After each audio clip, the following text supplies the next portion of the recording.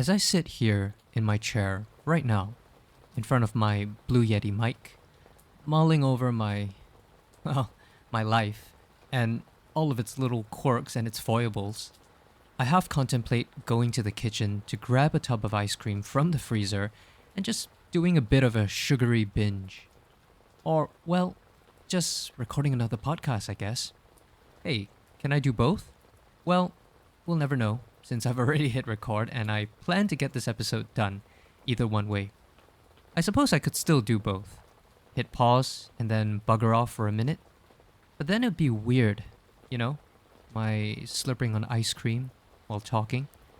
Not the best mix. So here's the deal. I'm going to ramble my heart out for the next 10 minutes or so, and then sure, I'll get some ice cream. Midnight ice creams are always the best for the weariest of souls, I suppose. So, here goes. I've been, well, there's no other way to really cut it. Pretty fucking miserable these past few days. I mean, I hesitate to use the word depressed. It's a deep word, not one to be used lightly and casually. Since I do keep myself busy daily, maybe that's a classic sign of high-functioning depression? Who knows? I run 6 times a week. I have standard wake up and hit to bed and face good old insomnia timings. I meet with people. I don't hide under the covers during the day or with the lights off and with alcohol in hand. So, yeah, sure. I think I'm okay. Ish. This recording comes at a time where, for a few consecutive months now, I've been without bites. What are bites? I think I better explain this quickly.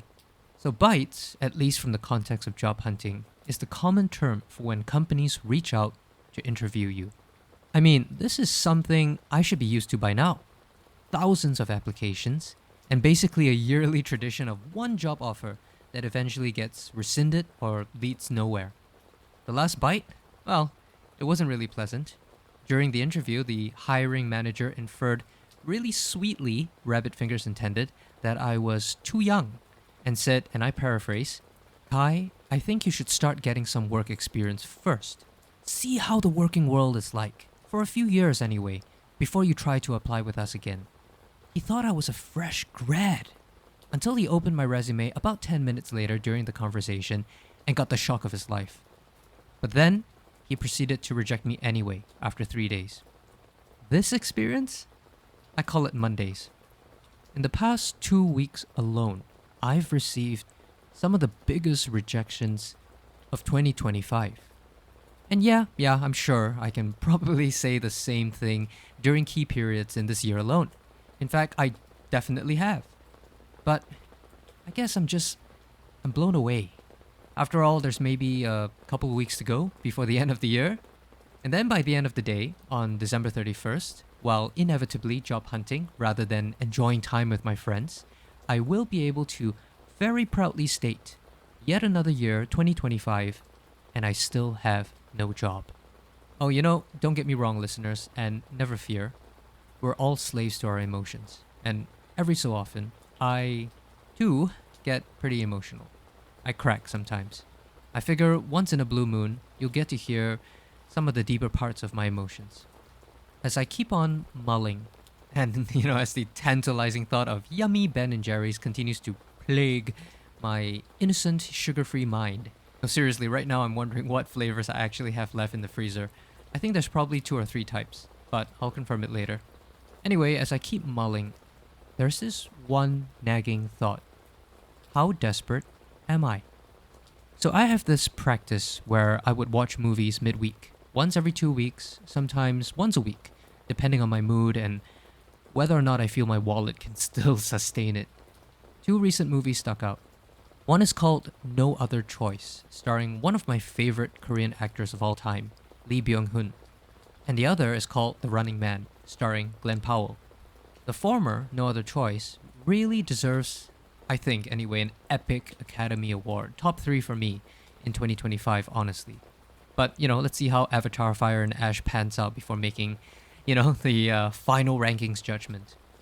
Anyway, the simple summary behind No Other Choice, so that I don't bore the crap out of my listeners, is about this blue-collar floor supervisor who has been in the paper industry for a very long time. He was let go after a merger and eventually has trouble putting food on the table for his wife and 2 kids. Now, here's the darker, non condonable part. He starts to off his candidate competition in order to place himself as the prime candidate for other paper company jobs. It's really dark as hell, honestly. And hey, before I continue, I want to make this very clear. While extremely well directed and well acted, I do not condone in any form the actions of the main character. Sick, depraved, there's no other way to put it. But the only reason why I mentioned this movie is because there was this particular scene in the movie that made me feel quite emotional. In this character's bid to try to get a job, he looks for I think it was a floor supervisor of a company that he wanted to join. He sees the floor supervisor walking into the bathroom, proceeds to follow him, and then he drops to his knees to ask to be hired, with his resume in hand. It was such a sad and cringy moment. I wondered to myself as I saw that scene unfold in front of my eyes. After all of this time, am I finally desperate enough to get onto my knees in front of a hiring manager or an HR or maybe a founder of the company? Or is that just TV drama? I suspect the latter, though I'm infinitely sure that many people all around the world have done something similar to get on their knees. But with an Americano in hand at McDonald's doing my job searches every day, can I really consider myself desperate? Maybe I'll just get water from now on. Fuck, at least I should be grateful I can even afford the Americano. More recently, I watched The Running Man. So the simple premise is that the character who has been fired from his previous jobs, not because of any malice or toxicity or anything of the sort. In fact, the character has high integrity. He joins a competition called The Running Man to survive 30 days while people are out to basically try to end his life.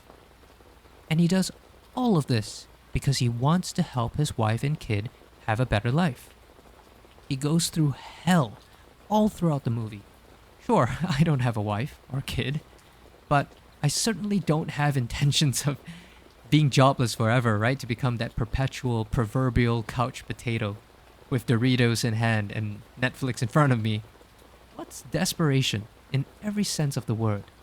I sometimes wonder, really deeply, no matter how fucking hardworking I am, and I will fight tooth and nail for a cause or a job or a task and get shit done, one way or another. No matter how interesting my background, how much I tell people I've had worldly experiences living and working in 4 countries. I can speak multiple languages, blah blah blah. In the end, this sort of thing maybe temporarily raises the eyebrows of curiosity of the prospective readers. And then the readers turn to the next resume in the list and they immediately get glossy-eyed over details such as ex-Microsoft or ex-Bain or Harvard graduate or something ludicrously sexy and awesome. And then I get passed over. I'm at a loss at this point. Well, all that's left is to go to the bathroom of my ideal employer's office and, well, get on my knees. Just thinking about it makes me laugh. You know, if I did it, I'm probably going to get security called on my ass and kicked in the butt onto the sidewalk. And we're assuming here that the hiring manager is male, obviously to allow for such sexy shenanigans to even happen to begin with. Obviously, my future boss could be female. And I can only imagine doing so in the woman's bathroom would lead to a big scream followed by a massive slap across the left cheek. And then yes, security called on my ass. I'm acutely, utterly aware that I'm not the only one going through all of this bullshit. Many people of all backgrounds, all ages. I'm not the only guy who has had so much trouble just trying to secure a job. My misery, it's not a solo misery, I get it. I'm certainly not here to whine and dine about how bad my life potentially is.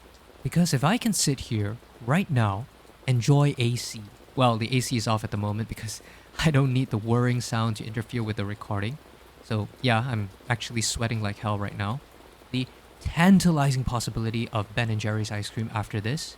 a comfy bed to sleep in after I'm done, my 3 meals a day, a damn roof over my head. What the blue honest fuck can I really truly complain about? I'm okay, really. I understand most times when people sound miserable, it generally may raise some red flags, concerned comments, phone calls to check in, blah blah blah. So please allow me to say again, I'm really fine. It's just one of the things that I've accepted in life that we're all human and we're all bound to have our emotions. Just rant it out, vent it out, get an ice cream, and then, you know what? A brand new day ahead. Speaking of ice cream, I shall now bring this episode to a close because my good old tummy is a rumbling, and I shall proceed to go and raid that bloody freezer. Ben and Jerry's and The Diplomat on Netflix. Here I come.